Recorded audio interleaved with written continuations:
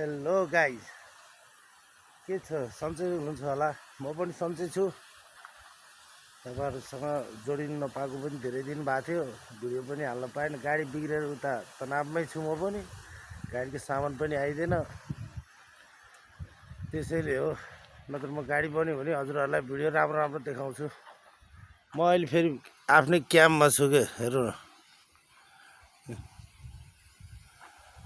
मेरो क्याम्प हो यो। हामी त्यही बस्छौँ।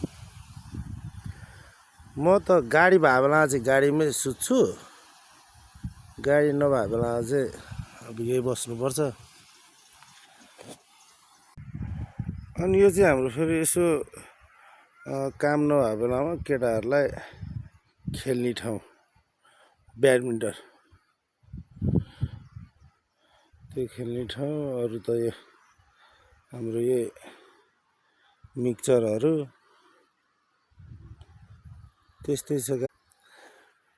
यता चाहिँ यो अलिअलि घर देखिरहनु भयो होला तपाईँहरूले होइन। मेरो मोबाइल खासै राम्रो छैन, त्यही भएर त्यति क्लियर त आउँदैन।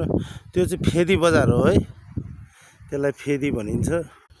त्यो फेदी बजारबाट अनि हाम्रो चाहिँ यस्तरी आयो। यताबाट क्याम्प झरी पनि हुन्छ, अनि त्यहाँ गएर त्यो बाटोबाट अनि फेरि यो माथि पनि, यहाँ पनि बाटो छ है गाइस। यहाँबाट यस्तरी भएर अनि उता त्यो चाहिँ गुल्मी जाने बाटो हो।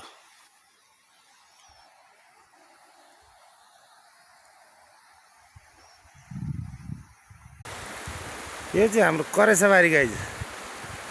यहाँ त्यो मिक्सचरहरू थियो उतापट्टि देखाएको थिएँ नि अहिले मैले हजुरहरूलाई। त्यो मिक्सचर थियो यहाँनिर, त्यो हामीले हटायौँ। अनि यहाँ डोजरले खनेर यस्तो बनायो। यहाँ खोला पनि छ साइडमा, पानी यही खोलाको भइहाल्छ। म तपाईँलाई अब हाम्रो उतै किचन छ, म त्यहाँ गएर तपाईँलाई कुकबासँग भेटाउँछु है त।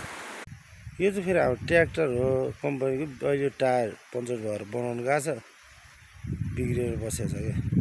ल, यो चाहिँ हाम्रो किचन रुम हो। हाम्रो काका हुनुहुन्छ, काकाले सब्जी काट्दै हुनुहुन्छ। आज दिउँसो खाजामा मकै पनि थियो, चिया थियो। हाम्रो किचन रुम हो है गाइस। पानीको सुविधा पनि छ हाम्रो यही।